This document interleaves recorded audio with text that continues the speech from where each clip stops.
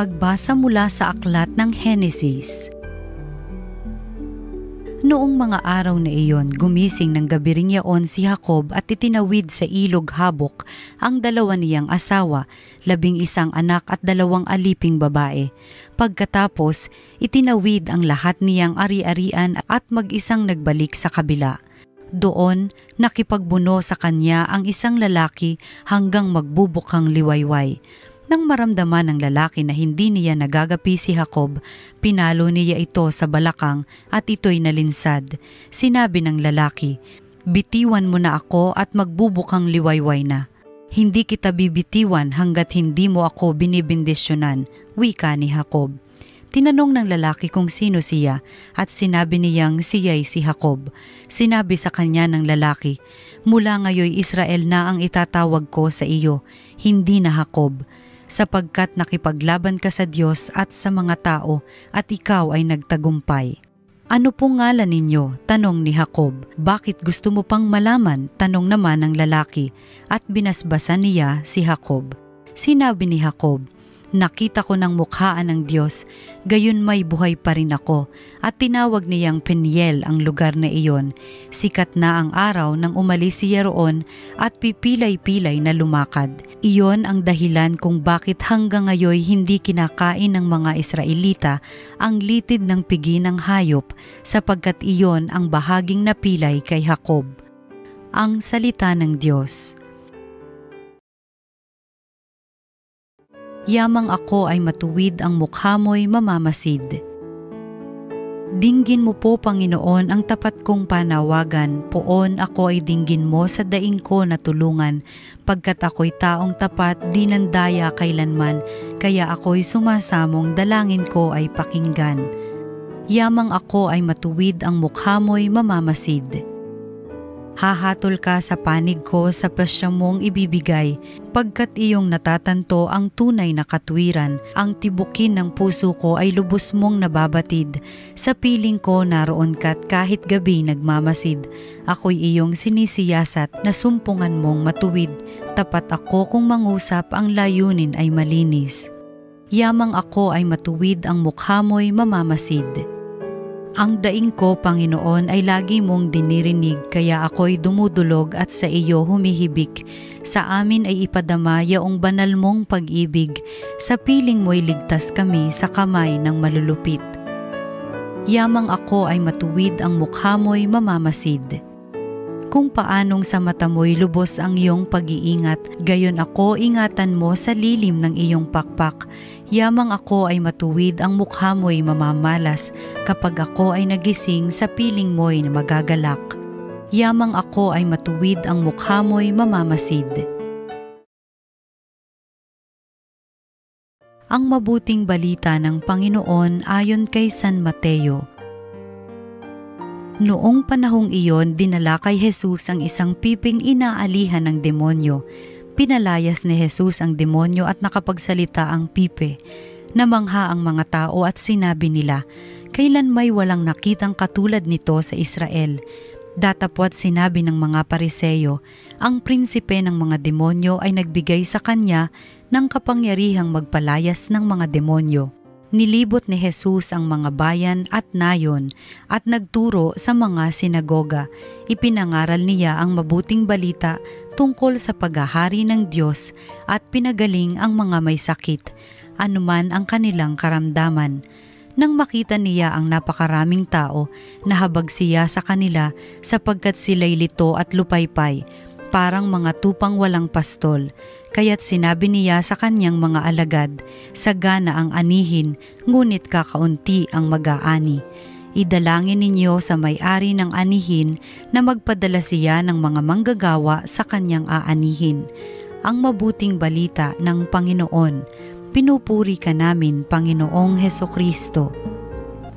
Magandang araw mga minamahal naming kapatid kay Jesus. Ako po si Father Paul Jacome from the Archdiocese of Manila.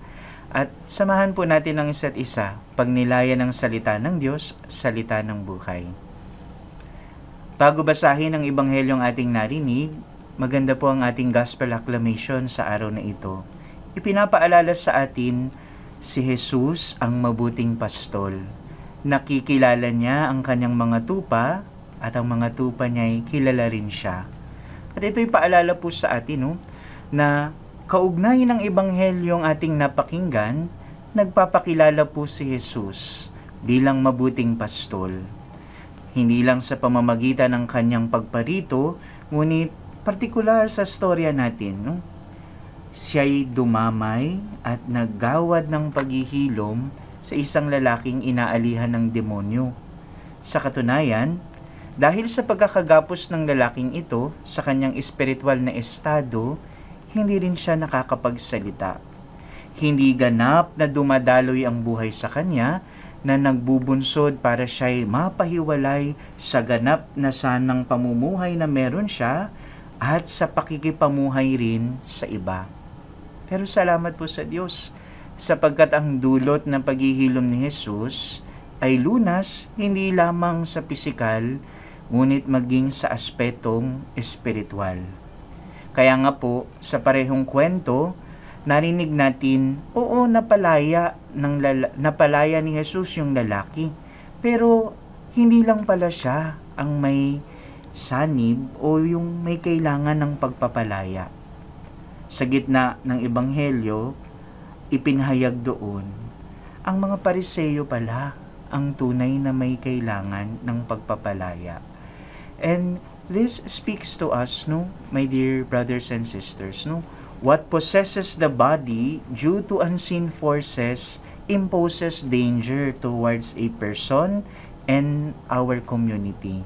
But far more dangerous is what possesses our hearts. Ang tunay na dapat pala nating katakutan rin ay yung mga bagay at yung mga emosyon na siyang nagiging dahilan kung bakit nagagapos ang ating mga puso. Sometimes the real tragedy comes from a stubborn heart who deliberately sets aside Jesus. Ang tunay po talagang trahedya ay ang madalas na bunsod ng tahasang pagtanggi sa grasya at biyayang hatid ni Jesus. Nakita natin ito sa mga Pariseo at saka kung paano nila kinilala si Jesus. Hindi na nga nila kinilala, pinaratangan pa nila. Hindi nga man lang nila napansin o hindi man lang nila ikinatuwa yung paggaling ng lalaki. Bagkus, nauna pa nilang gawin ang pambibintang. Pero gayon pa man, mapalad tayo sapagkat ipinapakita sa atin kung anong mayroong puso si Jesus. Jesus was relentless in our story. The heart of the Good Shepherd is never hampered by the seeming rejections during His time. Yung tunay na mabuting pastol na may puso para sa kanyang kawan, hindi natitinag sa pagpaparanas ng kabutihan. At ito rin po yung paanyaya sa atin. Just like Jesus, let us also persevere in doing the good works of the Lord. Sinabi po sa Ebanghelyo, matapos yung tagpuan ni Jesus at ng mga Pariseo, si Jesus lumibot sa bayan at sa mga nayon at nagturo sa mga sinagoga. Kaya nga, karugtong nitong karanasan na ito, nang makita niya ang napakaraming tao, nahabag siya. Sapagkat sila'y lito, sinabi pa sa Ebanghelyo, lupaypay, parang mga tupang walang pastol. At ito'y nagpapahiwatig sa atin, the Lord is never foreign with our earthly situation. Hindi natutulog ang Diyos, hindi siya manhid sa lahat ng pinagdaraanan natin. At ang tunay na puso ng mabuting pastol, hindi tumitigil at kailanman hindi nagdadalawang isip na tugunan ang pangangailangan ng kanyang kawan. The heart of the Good Shepherd cares, and yet, He also invites. Sana nakita niyo po yung magandang ugnayan ng storya natin. Bukod sa nakita niya yung realidad na kinapapalooban ng mga tao na nakasama niya, ito'y ginamit rin niyang pagkakataon para anyayahan din ang tao makibahagi sa misyon niya. Sabi pa ni Jesus, sagana ang anihin, ngunit kakaunti ang mag-aani. Idalangin ninyo sa may-ari ng anihan na magpadala siya ng mga manggagawa sa mga kanyang aanihin. Ito yung tinatawag po nating habag na nag-aanyaya ng pakikilahok ng tao sa ministeryo ng paghihilom para sa kapwa. Ito ang puso ng mabuting pastol. Pusong handang kumalinga at handa ring mag-anyaya. Ang mahalaga dito, mga minamahal kong kapatid, tingnan rin po natin, hindi lang ang Diyos ang kumikilos, na para bang invisible, na para bang parati lamang siya ang gagawa.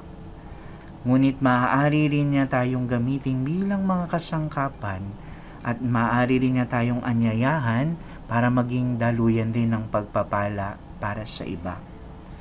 At sabi nga po ng kapatid kong pari, sana magawa rin nating maging bukas ang ating sarili para maging instrumento tayo ng Diyos.